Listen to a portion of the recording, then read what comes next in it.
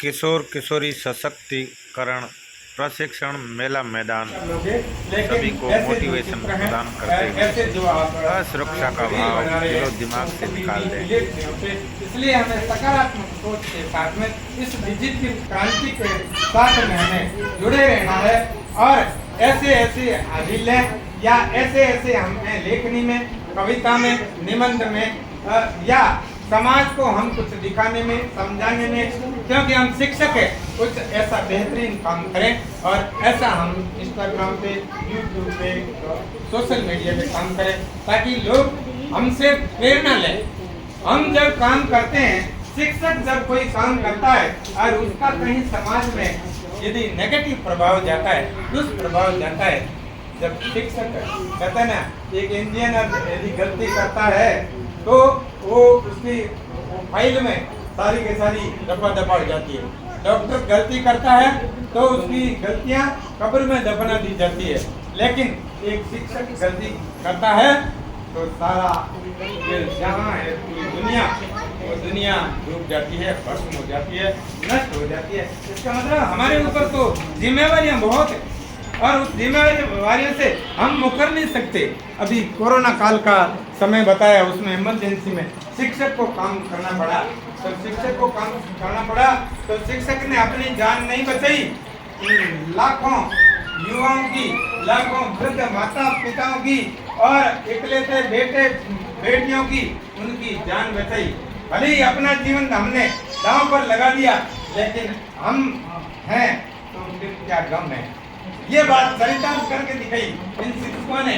चाहे वो शिक्षक है, चाहे नारी शक्ति शिक्षिका है, हम में तो वो सब गुण है, हम गुणों की धान है। इसलिए कहीं पर भी हमारे ऊपर यदि भार आता है तो हम उस भार को हम हंसते हंसते सहजता के साथ में सहन कर लें। वैसे नारी शक्ति के बारे में तो ज्यादा मैं क्या बताऊं, घर के चूल्हे चौके से लगाकर बच्चों को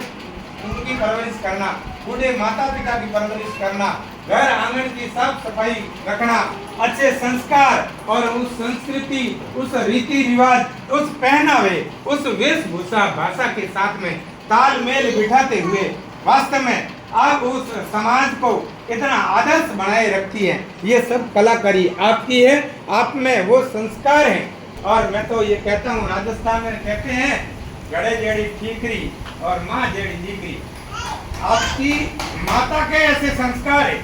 नानी जेड़ी धोती है, जैसी नानी है वैसी धोती होती है, तो आप में तो वो संस्कार है। आप नानी की और आप मम्मी की गरिमा को ठेस थोड़े पहुंचाओगे, उनकी आत्मा को ठेस थोड़े पहुंचाओगे। और फिर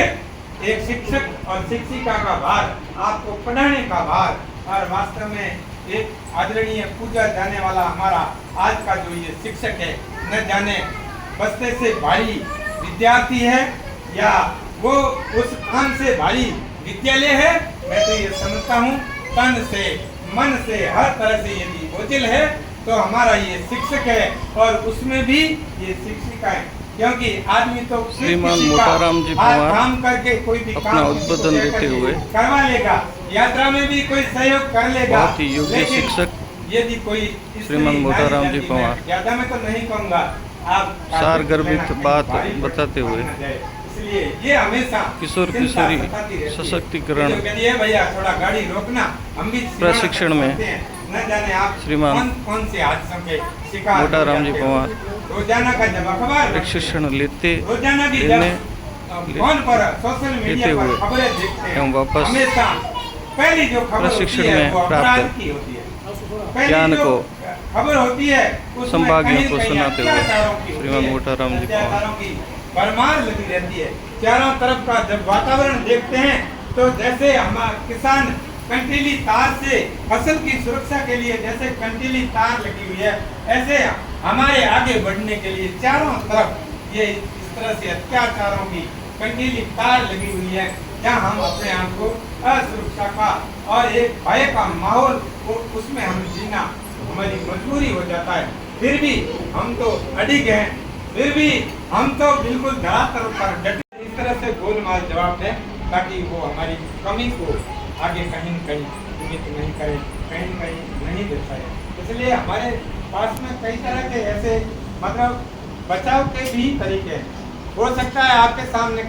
आपके साथ में कभी कहीं न कहीं अत्याचार या अन्याय होता है, बच्चे के साथ में कभी अत्याचार होता है, चाहे कोई स्टाफ भी, ऐसा नहीं सब दूध से धुले नहीं है। मैं ऐसे बोल रहा हूँ उसका मतलब मैं ऐसा नहीं हूँ, मेरे 17 स्टाफ में कोई एक ऐसा स्टाफ भी हो सकता है। यदि आचरण आप गलत देखते हो, आप प्रिंसिपल के साथ में बात करिए, नहीं मामला यदि सुलझता है स्टाफ के साथ में बात करिए, अपने अधिकारी को बात करिए। ऐसी जब कार्यशाला आती है तो वो उदाहरण वहाँ प्रस्तुत कीजिए और उन सर को भी